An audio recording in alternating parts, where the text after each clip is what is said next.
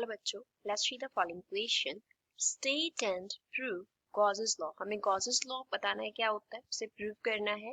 Using this law, इस law को use करते हुए drive an expression of electric fields for an infinite long straight wire carrying charge Q। Infinite long straight wire है जिसपे charge Q है, उसके लिए इलेक्ट्रिक फील्ड का एक्सप्रेशन जो है वो हमें ड्राइव करना है। So first of all, we will talk about the key concept used in the question. इस question में क्या key concept हम use करेंगे? तो इसके लिए सबसे पहले हम Gauss's law की definition को देखते हैं कि Gauss's law हमें क्या बताता है। According to Gauss's law, electric field का जो सरफेस इंटीग्रल होता है, क्लोज्ड सरफेस इंटीग्रल, वो इक्वल होता है Q अपॉन एप्सिलॉन नॉट के। अब यहाँ पे E वेक्टर जो है वो डिनोट करता है इलेक्ट्रिक fields को, and ds vector here denotes area vector. Area vector को denote करता है। Q here denotes charge enclosed. Charge enclosed by the surface. Epsilon naught here denotes permittivity of air. Now let us suppose ये क्या है, हमारे पास Q charge है, तो इसके अराउंड हम R radius का एक Gaussian surface जो है वो consider कर लेते हैं। This here denotes Gaussian surface. Gaussian surface को ये सर्कल डिनोट करता है। तो इस क्यू चार्ज की वजह से जो इलेक्ट्रिक फील्ड होगा उसका डायरेक्शन इस तरफ होगा ऐसे, तो ई वेक्टर ये हो गया। अगर हम ऐसे स्मॉल एरिया कंसिडर करें तो यही हमारे पास डीएस वेक्टर इस तरफ होगा। एरिया वेक्टर क्या होता है, एरिया की परपेंडिकुलर होता है। तो इन दोनों में अगर एंगल की बात करें तो ई वेक्टर डॉट डीएस वेक्टर जो है डॉट प्रोडक्ट है, तो इसे हम लिखते होते हैं ई डीएस कॉस थीटा। थीटा जो है एंगल है ई एंड डीएस के बिटवीन। अब दोनों क्या है, पैरेलल है। अगर ये दोनों पैरेलल हैं तो थीटा कितना होगा, 0 degree. So it will B cos 0 degree. cos 0 degree कितना होता है, 1 होता है। सो EDS जो है वो E vector dot DS vector के इक्वल है, मींस डॉट प्रोडक्ट EDSC होगा।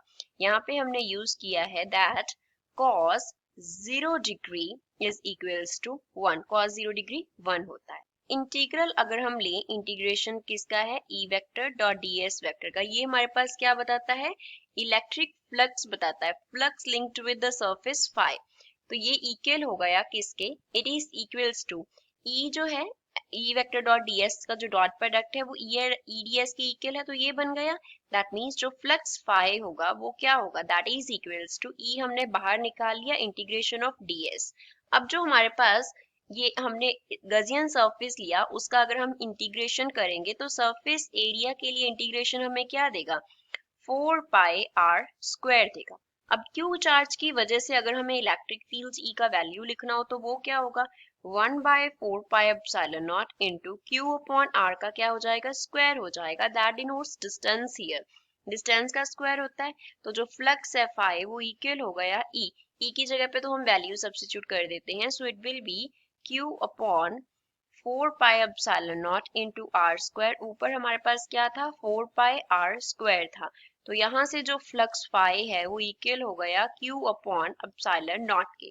तो जो फ्लक्स लिंक्ड होता है एक सरफेस के साथ वो इक्वल होता है charge enclosed by epsilon not. हमने जो डेफिनेशन लिखा था गॉसेस लॉ का, वो integration of E vector dot DS vector, वो हमें क्या प्रोवाइड करता है, फ्लक्स फाई प्रोवाइड कर। अब हमें क्या कंसिडर कर लेना है, एक infinity long straight wire consider कर लेना है जिसपे चार्ज हमें पॉजिटिव क्यू दिया है। तो ये सपोज उसके अराउंड क्या हो गया, चार्ज हो गया। अब इस पे जो चार्ज डेंसिटी होगा वो लीनियर होगा। तो लीनियर चार्ज डेंसिटी का डेफिनेशन क्या होता है, linear charge density. Linear charge density को हम लैम्डा से डिनोट करते हैं एंड ये चार्ज पर यूनिट लेंथ के इक्वल होता है। एल जो है वो डिनोट करता है लेंथ को। तो यहाँ से इसके अराउंड हम एक जो सिलेंड्रिकल फॉर्म में एक गजियन सरफेस जो है वो कंसिडर कर लेते हैं। तो इसका जो रेडियस है लेट अस से वो r है। जो इलेक्ट्रिक फील्ड होगा इस वायर की वजह से वो इस डायरेक्शन में होगा, कर्व्ड सरफेस पे इस डायरेक्शन में हो गया। जो नीचे वाला जो सरफेस है बॉटम पे एंड जो ऊपर वाला सरफेस है उसके लिए इलेक्ट्रिक फील्ड का डायरेक्शन यही होगा। अब अगर हम यहाँ पे कर्व्ड सरफेस लेंगे तो इसके लिए तो ds वेक्टर का डायरेक्शन इस तरफ होगा, means for curved surface. Curved surface की अगर हम बात करें तो उसके लिए electric field E vector dot D S vector, इन दोनों में एंगल 0 हो गया।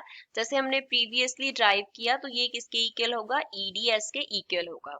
एंड अगर हम ऊपर वाला एंड नीचे वाले सरफेसेस की बात करें तो इसके लिए ds वेक्टर इस तरफ होगा ऊपर वाले सरफेस के लिए। तो एंगल यहाँ पे कितना हो गया, 90 डिग्री। cos 90 डिग्री कितना होता है, 0 होता है। यहाँ पे ds वेक्टर इस तरफ होगा तो यहाँ पे भी एंगल कितना हो गया, 90 डिग्री हो गया। अगर E vector dot D S vector, इन दोनों में एंगल 90 डिग्री है तो हम क्या लिखेंगे, E D S cos of 90 degree. We know that cos 90 degree 0 होता है, तो यहाँ पे सरफेस जो है E vector dot D S vector का डॉट प्रोडक्ट जो है वो 0 हो गया। तो हमारे पास जस्ट कर्व्ड सरफेस रह गया। तो हम लिखेंगे that integration of E vector dot D S vector, यहाँ पे हम सी डाल देते हैं। सी जो है वो डिनोट कर रहा है किसे, कर्व्ड सरफेस को, कि हम जस्ट कर्व सरफेस की बात कर रहे हैं। ये किसके इक्वल है, Q अपॉन एप्सिलॉन नॉट के इक्वल है।